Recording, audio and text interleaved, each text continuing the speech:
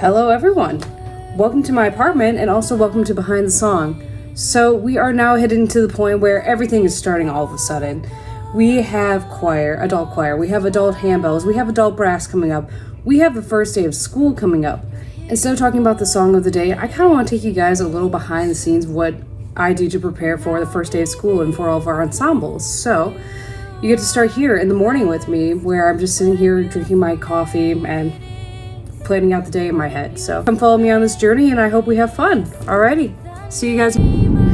So this is a general rule that I have for my life. This is again just mine. You can't have a good start to the day unless you are singing as loud as you can, joyful noise to the Lord, or just in general, just singing music, because it's just a good start to your day in my own opinion. It just doesn't feel right when I start a day and I just don't sing something. So if I wake up early and I try to, and I have extra time, I do actually drive around Grand Haven, go drive by the water or whatever, and just sing out as loud as I can, because it's just a good, energetic part of the day. So now you guys get to enjoy me doing that too. So enjoy! What could separate us now? What a wonderful name it is. What a wonderful name. I know it's yours, not nothing is fit for a king, except for my heart singing hallelujah.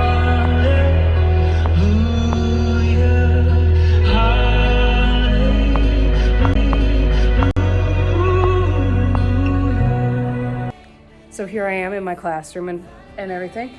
It is more or less set up. It's more set up for the open house. I have a couple of things I still need to do to make sure that it's ready for school starting soon. But first, one huge thing I normally do in my day is go downstairs and go play a board game with the aftercare kids, because I like playing with the kids and I think they enjoy it a lot. So you guys get to watch a little video of me actually playing the games with the kids. I got permission by their mom that I'm allowed to do this, so don't worry.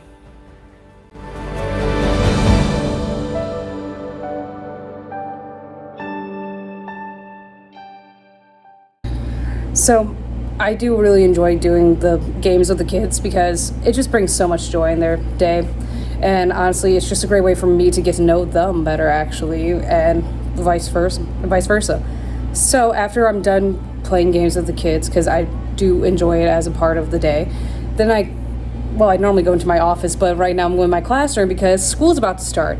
So I'm trying to figure out ways to project our agenda for our older kids. And then also I want them to start doing some musical sight reading as well. So I'm going to try to figure out how to do both at the same time. I have this up here. Let's see if I can point at it. Yeah, this.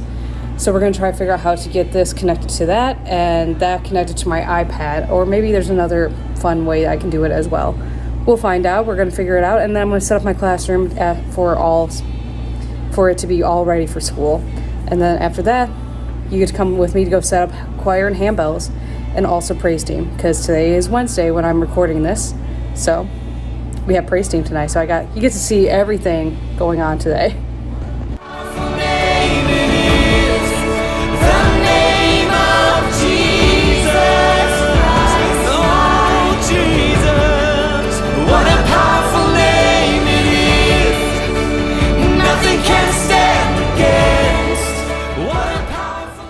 Okay, so one thing I really enjoy doing and do for my younger kids specifically is K first and second. I have them all in red right here. We always start with the hello song, which I'm going to play for you guys actually, so you guys can hear it, because it's such a cute little song and I love doing it for them. It's how we just get started and we do the hello song. I normally ask them, hey, how are you doing? What did you do this weekend? What are you doing next weekend? And stuff like that, or what's really interesting that's going on that you really want to tell me. That takes about 10 to 15 minutes normally, so that's like half the class. We talk about that, then we do our hello song, and then we get into whatever we are learning. So I do welcome, a change of pace, which is normally like trying to do a game. Actually, I think it goes the other way.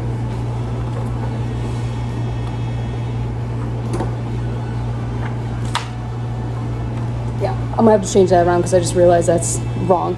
So it normally goes welcome, then we learn about something, then change pace, we do an activity that kind of like goes with what we are learning, so we're not just sitting down doing nothing all day. And then we have our closing for the younger kids, K through 1st and 2nd. Normally Mrs. H and Mrs. Kelly come in here and they listen to the song that the kids are learning, or whatever we're learning. If we're learning beats, they get to watch them do their beats or anything like that.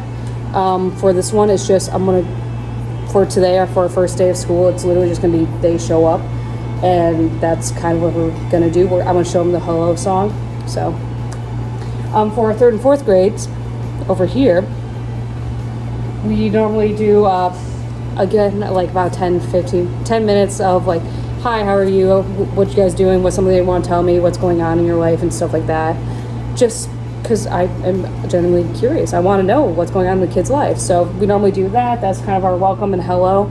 They eventually get to the age where they just don't care about the hello song and it's too childish and stuff like that, especially the ones that are in 2nd grade and they're used to it.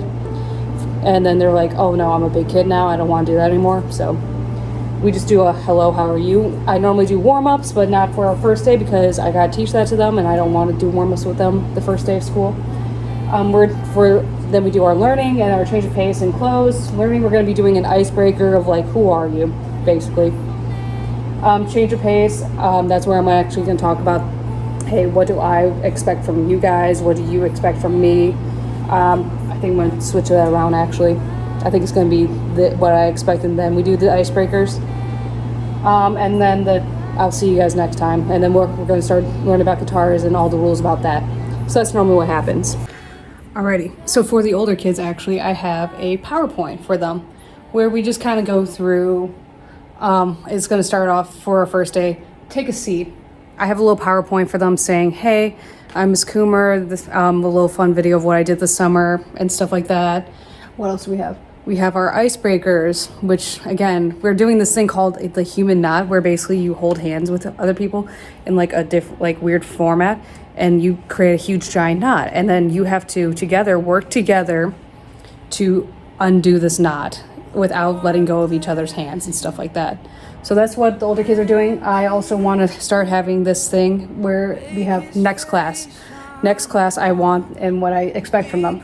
So the next class, I want them to start this brand new routine of using this thing, practicing our solfege, which is the do, re, mi, fa, sol, la, ti, do. We're learning our school theme song, so the Fly Eagles Fly that I created last year. Also our theme verse song as well that we'll be doing in chapel. And then all the rules that we're going to go through. That's going to be the second day of class for everyone, is we're just going to go through the rules basically, and stuff like that. So the human knot, one thing that is my biggest thing is that we work together. We are a team. I believe that like handbells and choir is as important as sports, because you do get the teamwork. You do become a family in that many ways. I created this little sign last year saying that we are all fools in music, because we do some really strange things, especially when you're in middle school. It just feels so strange when we're doing warm-ups and stuff like that. Now, I might as well show you guys like some fun things that we actually do. Our older kids warm-ups kind of go like this. I first have them do stretches where we reach up high, touch our toes, do the twist. I call this the arm thing and stuff like that. We bring our chin down, go in a circle, go the other way. And that is our body warm-up, because you are using your full body, your full diaphragm. Stand. Your full body, full diaphragm, and everything. After that, then we do breathing exercises where I have them put their hands on their back, and we bend over and we breathe in for 4. So breathe in 1, 2, 3, 4. Then you hold for 4. 1, 2, 3, 4.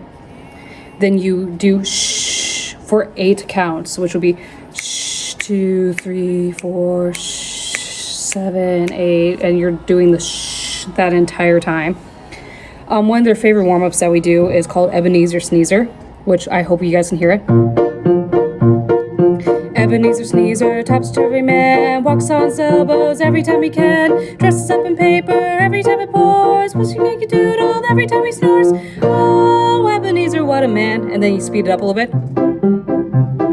Ebenezer Sneezer, topsy-turvy man, walks on his elbows every time he can, dresses up in paper every time it pours, pushing Yankee Doodle every time he snores. Oh, Ebenezer, what a man. And then Ebenezer Sneezer, topsy-turvy, and then you go faster. Ebenezer Caesar taps to a man. And then you just make it so fast that no one can actually sing it. Ebenezer taps to a man. Which is just fun. It makes them laugh so much. I love it. I love doing that one as well. Our other warm-ups that we do, which is more helpful, is our solfege, which if I give them a note. Do, re, mi, fa, sol, la, ti, do, do, ti, la, so, fa, mi, re, do. And then we do that over and over again. Over time, eventually they become so good at that, then we do it in different ways. So it would be the thirds. Do, mi, re, fa, mi, so, fa, la, so, ti, la, do, ti, re, do. Do, la, ti, so, la, fa, so, mi, fa, re, mi, do, re, ti, do. Then you do that. Then you have them do this thing called siren, which is basically woo, and then you go low to high. Woo, warms up their voices a lot. We do different ones like I sigh to see, I sigh to see, I sigh to see. Another one that they really like is ABC. A, B, C, D, E, F, G, H, I, J, K, L, M, N, O, P, Q, R, S, T, U, V, W, X, Y, Z. A, B, C, D, E, F, G. And then just to make it more complicated, because everyone knows their ABCs at that age, then you have them clap on the vowels. Not on every beat, every other beat, on the vowel. So, for example, this is going to be my clapping. A, B, C, whoops. A, B, C, D, E, F, G, H, I, J, K, L, M, N, O, P, Q, R, S, T, U, V, W, X, Y, Z. A, B, C, D, E, F, G, H, I, J, K, L, M, N, O, P, Q, R, S, T, U, V, W, X, Y, Z.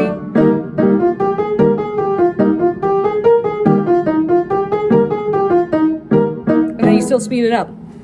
And then there's just a bunch of stuff like that.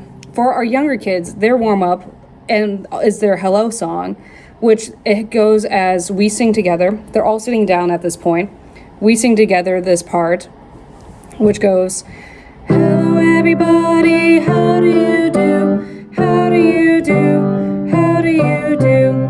Hello everybody, how do you do? God loves you today. And then I have a part, and they're all, again, sitting, and I just go with their names.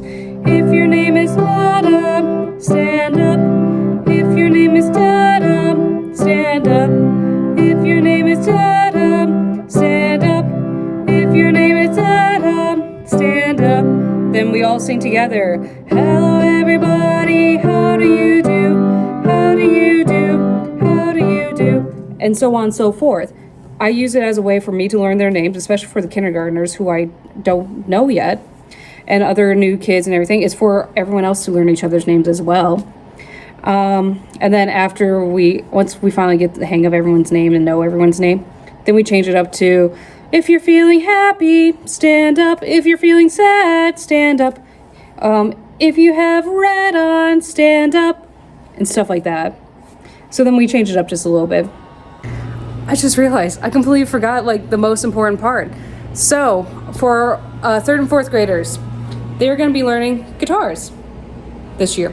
So third and fourth grade is normally together. So I do a little different thing every year, where one year they're going to do recorders, the next year they're going to do guitars, and it's going to change back and forth. For the third graders that did recorders, they don't have to do recorders again when they're in fourth grade. They will just be doing guitars. Or for the third graders that do guitars, they don't have to do guitars again. They'll be doing recorders. So it's just an ongoing circle of stuff like that. My older kids, we do handbells, and let me show you a little bit what we have. Actually, it's over here. For handbells, we have gloves for them. We have gloves for them because you have oils all over your hands and it does ruin the bell. So I have the kids wear gloves. We have music for them. It's all set up right here right now. It's still set up for the open house that we just had. Eventually I have this and I'm going to be moving it up here, so then if you lose your music or anything, you'll have extra copies of it and you can grab it yourself. I have homework for them as well, where I'm really trying to get in their heads, like, hey, we're going to learn the note names, we're going to learn how to sing, we're going to learn the solfege, we're going to learn all this stuff. So I have, because I don't have desks, I just have chairs, I have set up little clipboards for them to write on. I have pencils right here, and then I'm going to have them turn in their homework right here. For handbells, the first handbell song I normally fill out for them, but after that I want them to learn how to fill out their own parts and stuff like that. So let's use this locker. They have a handbell binder, which is fancy because you can just open it up. You can just open it up and tilt it. It's hard to do with one hand. Yeah, you can just open up and tilt it, so then that is now their stand for handbells. So they have handbell binders. They also have their choir binders as well, where again you'll just be putting it. I give them all lockers so they have a place to put everything. Eventually the handbell binders do go upstairs because I have a place for that as well, so then we don't have to just running up and down, and I don't have people saying, hey, I forgot my music, I forgot this. It will all be upstairs ready to go. I have little baggies for them for their gloves, so then that is all there as well. They're gonna write their names on it. So that is the goal. For when we do recorders, this is recorder karate right here. We start with white belt, yellow belt. This is orange belt technically, but I couldn't find orange. Green belt, purple belt, blue belt, red belt, brown belt, black belt. So that's what we do for recorder karate. So yes, now that you guys have seen everything, let's go do the adult handbells and adult choir. So as I walk upstairs to the balcony, I just talked to Pastor for our first chapel service, and he mentioned to me that we are doing the blessing of the children and blessing of the teachers for our first chapel service. So I'm going to now put a little thing out there. You guys should all come to our St. John's chapel service. So if you guys want to come and watch your kids be blessed for the beginning of the school and the teachers as well, come to our chapel service. It will be amazing and it'll be great. So here's our setup for our handbells and choir. I'm trying a couple of new things this year. One, I actually washed our handbell gloves, and I sorted them, so hopefully that should all stay there. What you normally get for our music is you get a binder. Right now I put the music actually in our binders. I have prepared up to Christmas already, so this is going to be our first thing. The first time you're going to hear the bells and the choir singing is going to be Rally Day, actually, as a, hey guys, come on, check out. You hear us, now come and check us out. Come join us if you would like to. So we have gone through all the music and everything. What you get as well is a little baggie. I'm going to have you guys write your names on the baggies, and then we're also going to have blue and red pencils so you can mark your music. You normally get clips. We just added these. These are fancy lights, so you can actually read your music. So we now have new lights and everything. The bells are normally underneath the tables for us to all grab and put them away. I just sorted all the mallets for handbells. That's when you get a really cool sound. And here, let me actually show you just a little bit of handbells. So this is what our handbells normally look like. So let me just tell you guys just a little bit about handbells. Handbells are from China, actually. I believe it was from, oh goodness, I can't remember. I'm gonna have to double check that. I'm gonna say the 16th century, but I'm not 100% positive about that. But China started using the handbells as a fancy little way. These handbells actually come from like the big giant bells. So like if you think of the Hunchback of Notre Dame or something like that, you think of Quasimodo playing those big giant bells. Unfortunately, you can't actually practice using the big giant bells because everyone's going to hear you mess up when you play those bells. So after that, I don't remember who, but someone created little handbells so then you can still practice the songs that you play, but no one can actually hear you mess up as well. But we still have those. We still have the big giant bells. It's actually a really cool thing. It kind of looks like the organ, except you literally are like punching giant sticks and that's making the bells chime. It's really cool. But a little thing about handbells, they are made out of brass. Each bell has, let's see if I can get good lighting. Each bell has the letter and the number.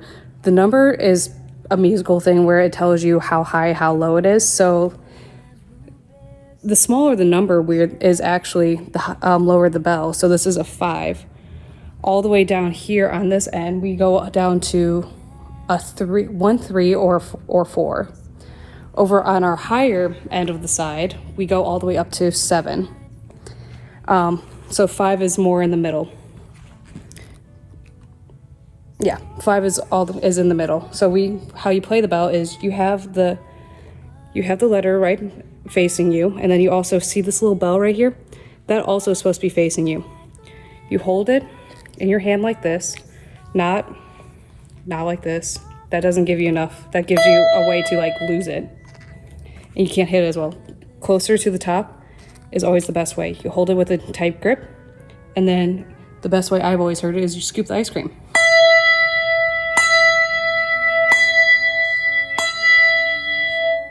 You're supposed to wear gloves. I didn't grab the gloves right now, but you're supposed to wear gloves because you have so much oil on your hands, and these are brass. They do get disgusting and gross. I just tried polishing them last night, I believe. Yeah, I just polished them last night, so you can get different bell sounds. Let's see if I can set this up so you guys see me playing a little bit.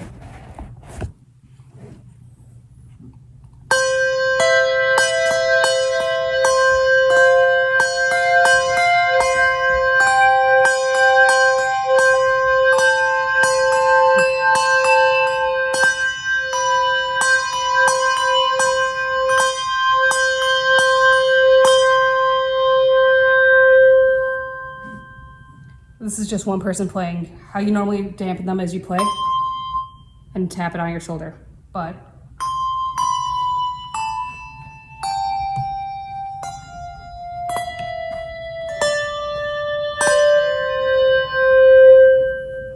then you get really cool mallets where you can do.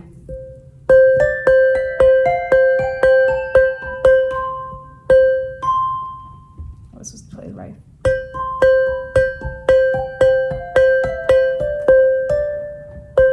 Yeah, that's how you play them. There's also a cool way where you can hold it this way, put a bell right here, and then you have 2 bells. And then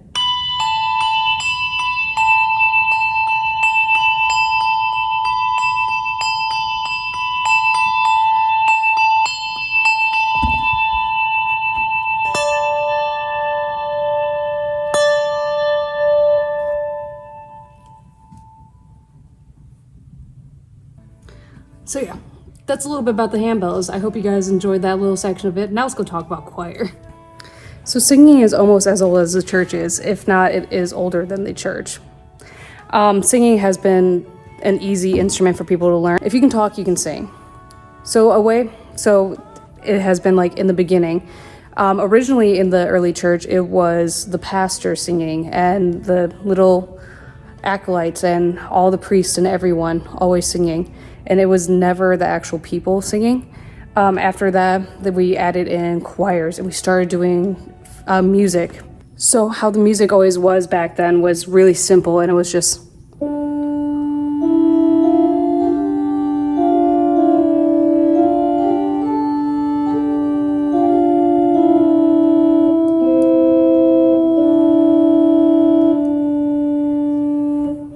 and that's kind of how the music was. It would go like Kyrie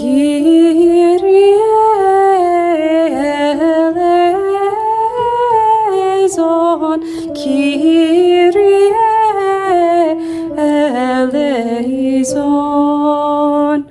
and stuff like that.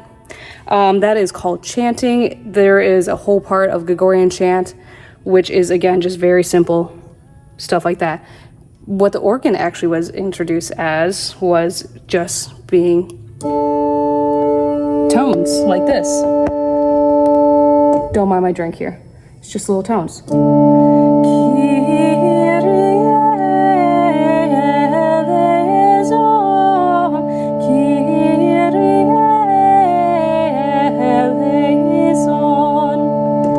And stuff like that. You literally just hold notes the entire time. We call that a drone. That's the first introduction from choir to the church. After that, then people got a little bored and they wanted it to be a little more fancy. So then we started adding different sounds to it. Then we started adding more chords. So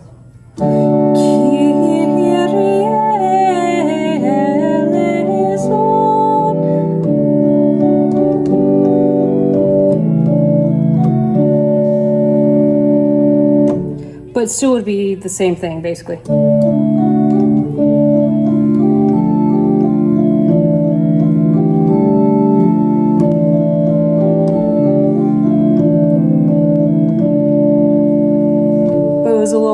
fancy in some way.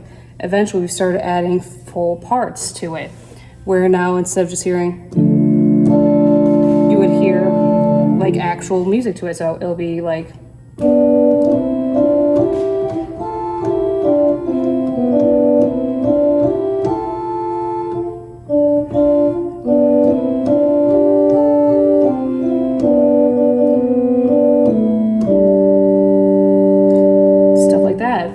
eventually we got really, really fancy where we just started adding. We stopped using that chant tone. All in this whole beginning part, we just used the same chant tone, but we added fancier stuff underneath it. Then all of a sudden we started adding different songs, and the organ started becoming more loud.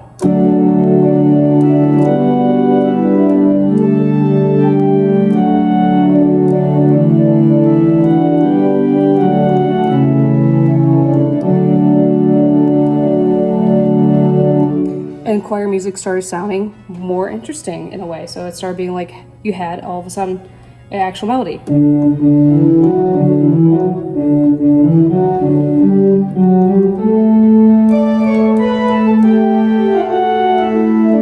you have men and women singing, where all of a sudden now you have low notes and you have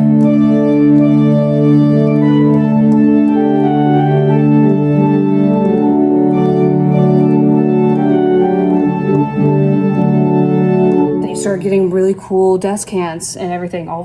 Once women were added into the church and were able to sing, then we started getting these beautiful different sounds to the point where we get the actual music that we have now. This was again all based off of hymns and Gregorian chant and stuff, and then now all of a sudden you get different songs. So I'm gonna pull up one.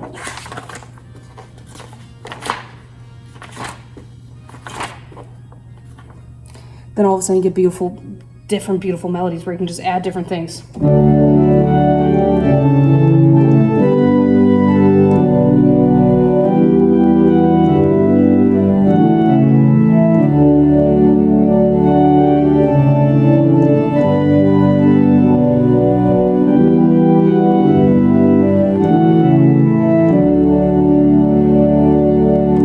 Then music started becoming more and more important, and then all of a sudden we started adding hymns, so then the congregation would sing. Then after we added that, then we turned it into English, and then just so many different things.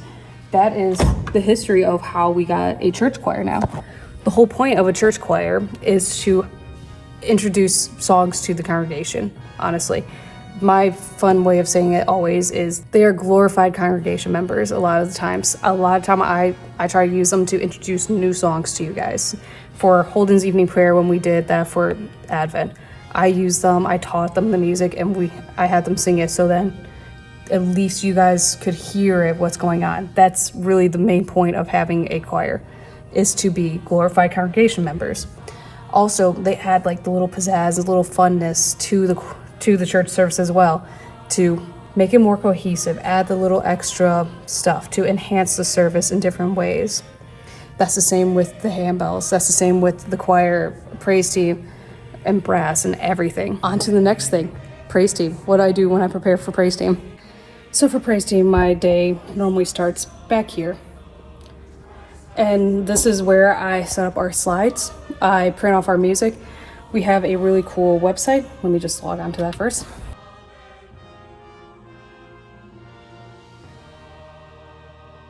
So we use this really cool website, which is called Planning Center. And it basically, I build a whole thing, basically the order of our services. It can save our songs on here so that I can add the songs for the week that we are doing, which is Christ Be Magnified. You can scoot on down over here.